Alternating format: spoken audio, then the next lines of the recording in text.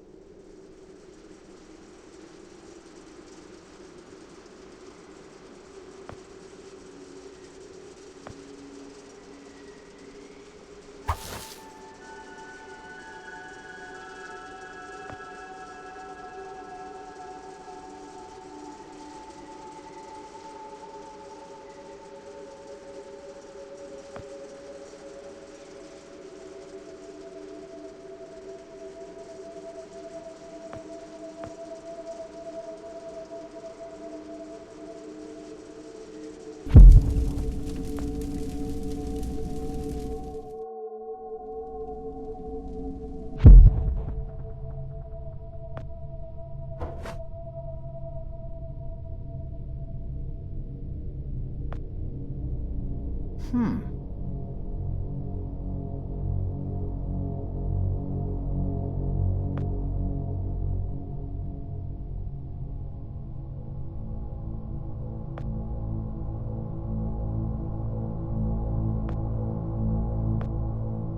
Huh.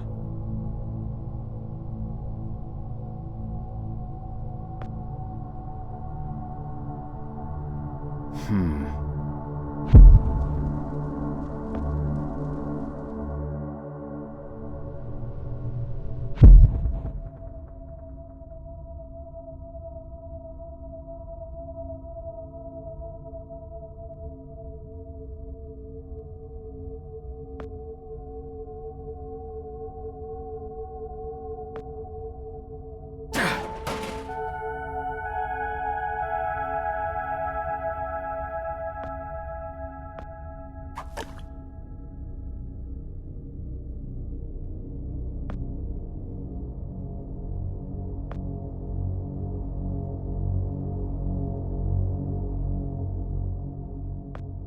Wow.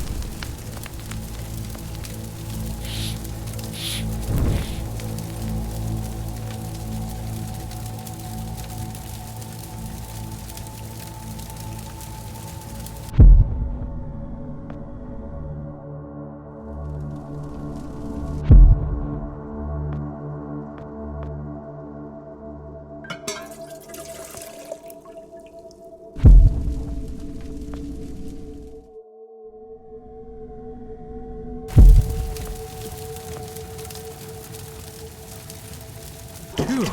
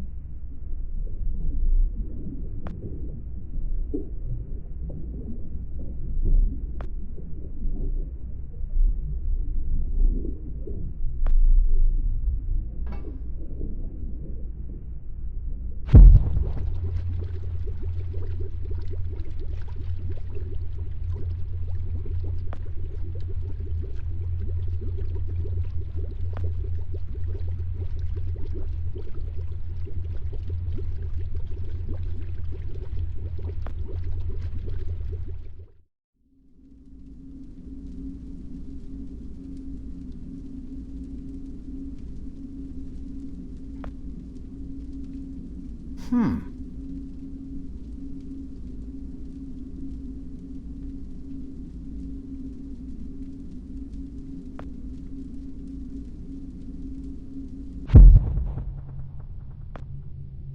Huh.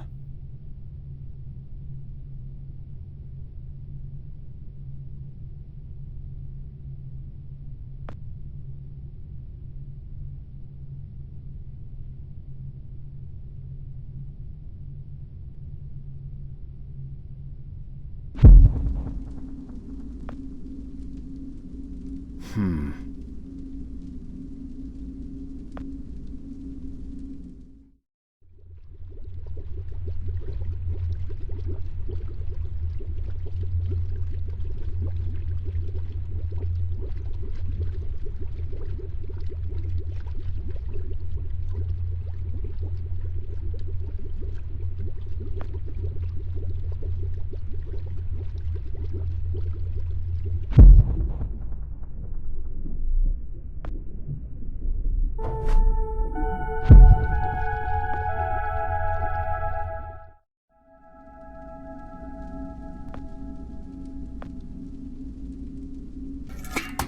Far out.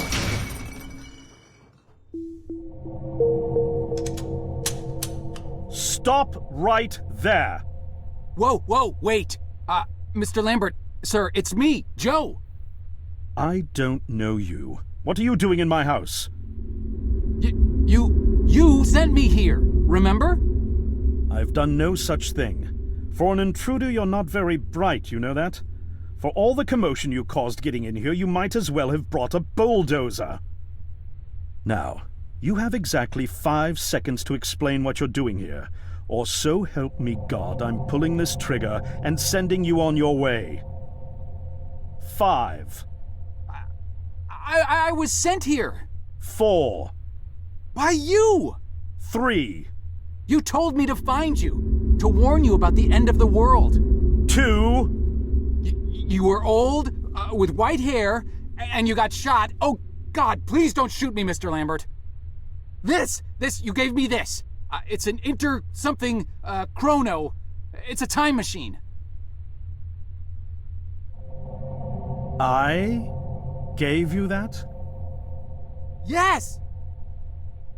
I've never seen anything like it, but on the back, that's my family signet. I made this? It's simply magnificent. I gave this to you? Why? Who are you? Name's Joe, sir. I'm just a janitor at the Archon building. I found you in a room with a big, round door in the basement labs this morning, and you were dying. You said you'd come from 40 years in the future to stop the end of the world. I guess I was the only one around, so you gave me this and told me to find you and tell you all this, and I've been there. The future, I mean. A bunch of times. And you were right, Mr. Lambert. Everyone's gone. My God, so it did come to pass. They really did it, those greedy goddamn bastards. I told them this would happen. Wait, I was dying? How? You said you've been shot. I had to actually find you at the morgue to get this address. Shot? By whom? No, wait. Don't say anything else. You succeeded in finding me, which means anything you tell me from this point on could alter the course of action that brought you to my doorstep. The less I know, the better. So, you've seen the future. What did you see? It's like a bad dream, sir. Everyone's gone. Buildings are coming apart. It's all just quiet. What happened, Mr. Lambert? It is Dr. Lambert. And considering all the effort you just went through to find me, not to mention bearing witness to the horrific outcome of the biggest breakthrough in the history of science, I suppose I owe you some kind of explanation.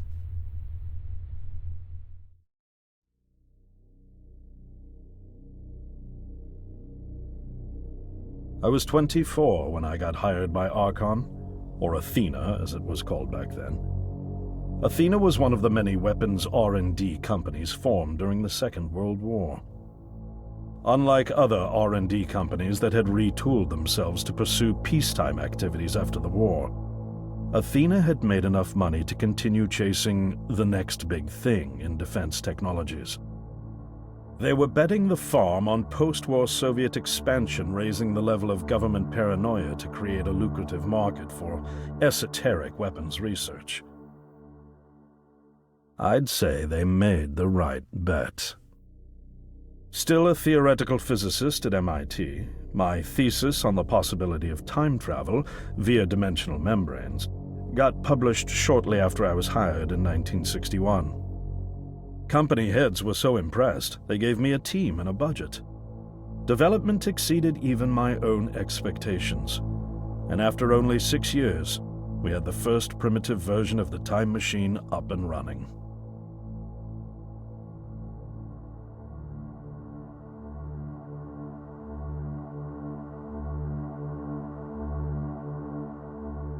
Our first successful trials involved sending simple objects into the future with a timed return. But with Archon running out of money, that was all the company bigwigs needed to secure a big fat contract with the Department of Defense. Apparently, we had sold them on the idea that the technology could be used to go back in time and strangle communism in its cradle. The reality, of course, was that it couldn't. Due to the laws of causality, you can't travel back in time beyond the point where time travel was invented. And sooner or later, we had to explain that to our benefactors. When they started pushing for progress reports, Archon management had to come clean, but instead chose to ease government concerns by claiming the technology could be used to bring back advanced weapons from the future. But this, too, was a lie.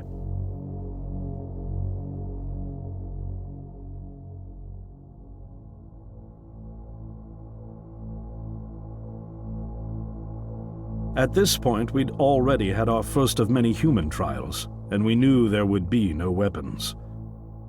In fact, our results were as terrifying as they were baffling.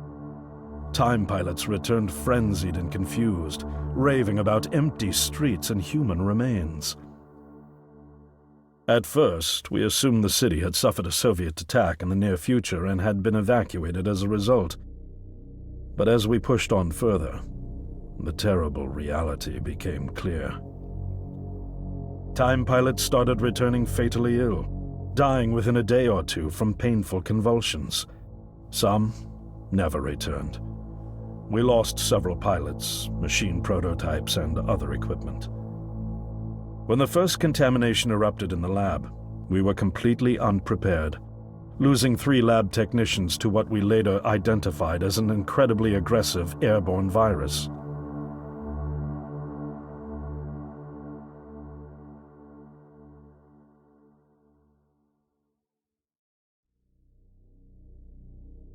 Although we weren't equipped to handle biohazards of this magnitude, management insisted we contain and study it. To keep our pilots and the virus alive long enough to study, we co-opted experimental cryotechnology from another project, Lazarus, and established a makeshift virus lab. Once again, the bigwigs managed to spin our setbacks into a success story for the Department of Defense, now claiming that the virus could be cultivated for use as a biological weapon. The team threatened to resign, but outrage was swiftly quenched by promises of massive salary increases and stock options. I didn't take the bribe. I'd witnessed the lethal efficiency of the virus firsthand. I knew there was only one way this was going to end, so I handed in my resignation and set up shop out here. For over a year, I've been working to recreate the technology to bring me back in time and prevent mankind's extinction from ever happening.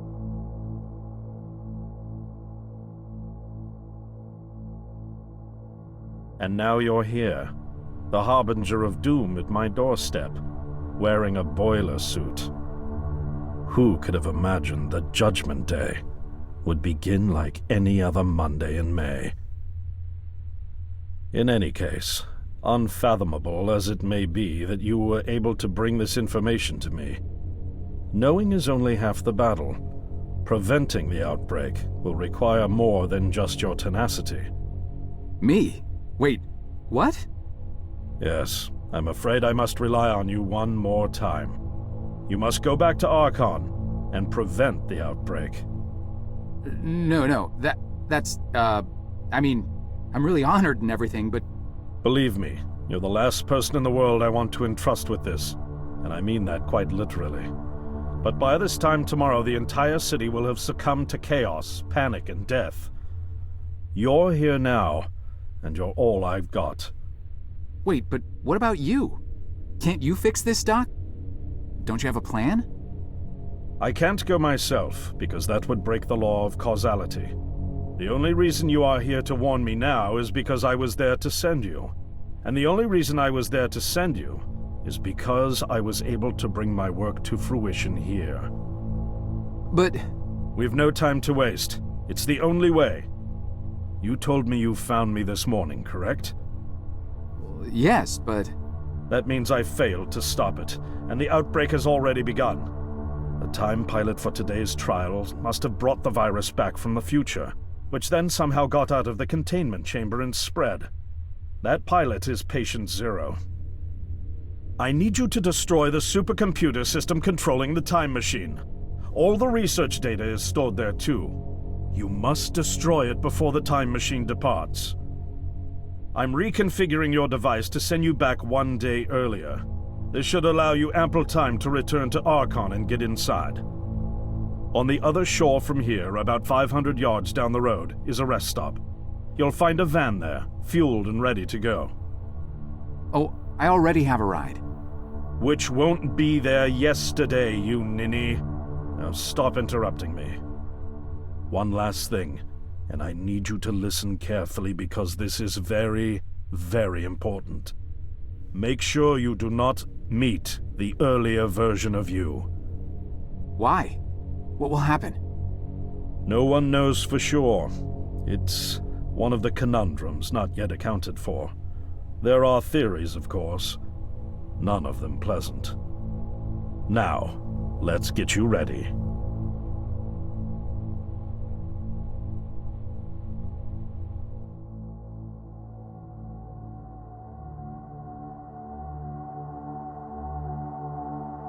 How did I get myself into this? I nearly got killed trying to reach Dr. Lambert thinking he had a plan. And it turns out it's me. I'm the plan. At least I don't have to walk back. This van's not as cool as the ambulance, but it has its charm. And it sure was nice of him to pack me lunch. I wish he'd pack me a can opener for the beans, though. And some gas for the Bunsen burner. But I'm sure I'll think of something. I've got several hours of driving ahead of me after all. It'll be almost morning before I get to Archon. I just hope I have enough time.